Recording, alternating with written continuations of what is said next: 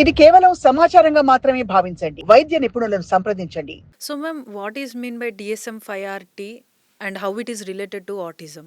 అంటే ఇప్పుడు DSM-5 criteria అనేది ఆటిజం డయాగ్నోసిస్ చేయడానికి కొన్ని ప్రమాణాలు అంటే క్రైటీరియాని ఏర్పరిచారు. సో, ఎందుకు అది ఏర్పరిచారంటే ఒక డయాగ్నోసిస్ ఇవ్వటానికి ఇవన్నీ ఉండాలి. అంటే ఒక బాబు కమ్యూనికేట్ చేయట్లేదు అనంటే ఎప్పుడన్నా ఒక్కసారి అందరు పిల్లలు కూడా కమ్యూనికేట్ చేయరు. ఎవరన్నా వచ్చి నీ పేరేంటి అంటే మామూలుగా చెప్పే పిల్లలు కూడా చెప్పకపోవచ్చు. సో, అది కమ్యూనికేషన్ ప్రాబ్లమ్ కాదు అక్కడ. పర్సిస్టెంట్‌గా ఎప్పుడు చూసినా నిరంతరంగా అలాగా ఉంటుంది అనంటే పర్సిస్టెంట్ డెఫిసిట్స్ సోషల్ కమ్యూనికేషన్‌లో, సోషల్ ఇంటరాక్షన్‌లో ఉంటే అది మన కమ్యూనికేషన్ మాట ద్వారా కానీ, చేతల ద్వారా కానీ అంటే ఇప్పుడు మాట అంటే మనకు స్పీచ్ ఉందనుకోండి. మామూలుగా 16 నెలల కల్లా మనకి వర్డ్స్ వచ్చి మనం స్పీచ్ మొదలు పెడతాం. ఆ స్పీచ్ రాలేదు. స్పీచ్ డిలే ఉంది. సో, మనం కమ్యూనికేట్ చేయలేకపోవచ్చు. కానీ అప్పుడు కూడా మనం సైగల్‌తో అయినా, లేకపోతే మన ఫేస్‌లో ఎక్స్‌ప్రెషన్స్ వల్ల అయినా కానీ, లేకపోతే ఇంకా కొంచెం పెద్ద పిల్లలైతే చూపించటం, రాయటం అలాంటివి కూడా లాగి చేయటం అలా కూడా చేయగలుగుతారు. కానీ అలా కూడా చేయలేకపోవటం. So, it's not verbal, non verbal communication. Okay. ఇది లేకపోవటము. అలాగే బికాజ్ ఈ ప్రాబ్లమ్ ఉండటం వల్ల వాళ్ళు రిలేషన్‌షిప్ ఫార్మ్ చేయలేరు. అంటే వేరే ఫ్రెండ్స్ లాగా చేసుకోలేరు. ఒకవేళ ఎవరన్నా ఫ్రెండ్ అయినా కూడా వాళ్ళని మెయింటైన్ చేసుకోలేరు. So, that is one of the criteria. అట్లాగే రెపిటేటివ్ బిహేవియర్స్ ఉంటాయి. ఇందాక చెప్పినట్టు హ్యాండ్స్ ఫ్లాప్ చేయటమో, జంప్ చేయటమో అవసరం లేకుండా అంటే ఏదైనా ఎక్సైట్ అయ్యి చేయటం ఒకటి. ఏమీ లేదు అక్కడ. మనకు అర్థం కాదు ఇక్కడ ఎందుకు ఇలా సడన్‌గా చేస్తున్నాడు అనేది. అలాంటప్పుడు కూడా హీ మైట్ డూ ఇట్ అనమాట. ఇలాంటి క్రైటీరియా ఉంటుంది. రెపిటేటివ్ బిహేవియర్స్, రిజిడ్ బిహేవియర్స్ అంటే ఇప్పుడు ఒక లైన్‌లో కొన్ని బొమ్మలు పెట్టారనుకోండి. మీరు కనుక వేరే బాబు వచ్చి ఒక కార్ తీశాడో, లేకపోతే తీసుకున్నాడో అది చాలా అప్సెట్ అయిపోతారు. లేదు ఇప్పుడు మీరు ఎక్కడికన్నా వెళ్ళాలని చెప్పారు వారికి. వెళ్తాము మనం అక్కడికి అని చెప్పారు. కానీ ఆ రోజు మీకు ఏ రీజన్ వల్లైనా కుదరలేదు.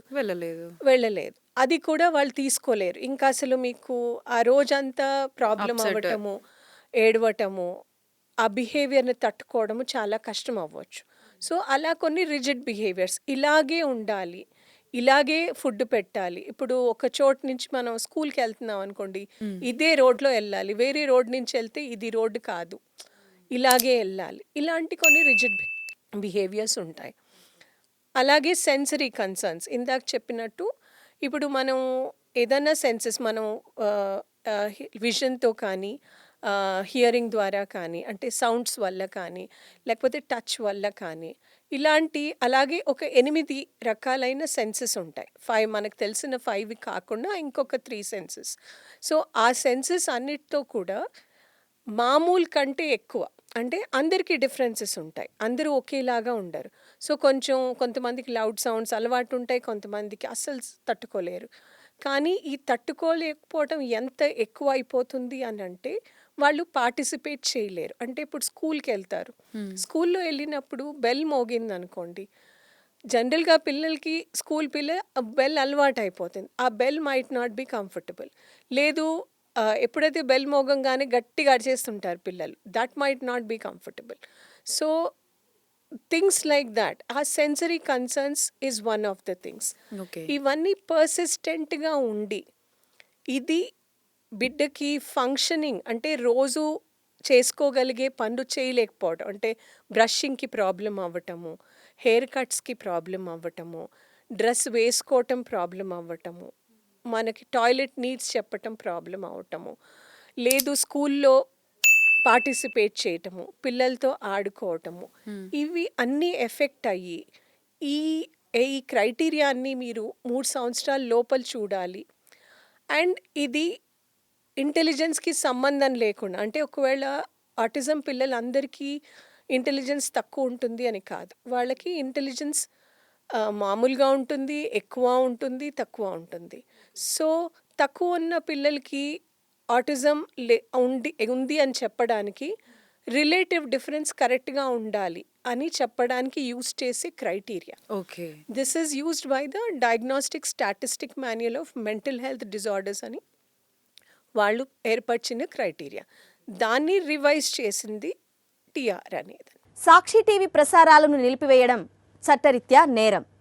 సాక్షి టీవీ ప్రసారాల కోసం మీ స్థానిక కేబుల్ ఆపరేటర్ని వెంటనే సంప్రదించండి. డిటిహెచ్లో, ఇంటర్నెట్లో కూడా సాక్షి టీవీ ప్రసారాలను వీక్షించవచ్చు.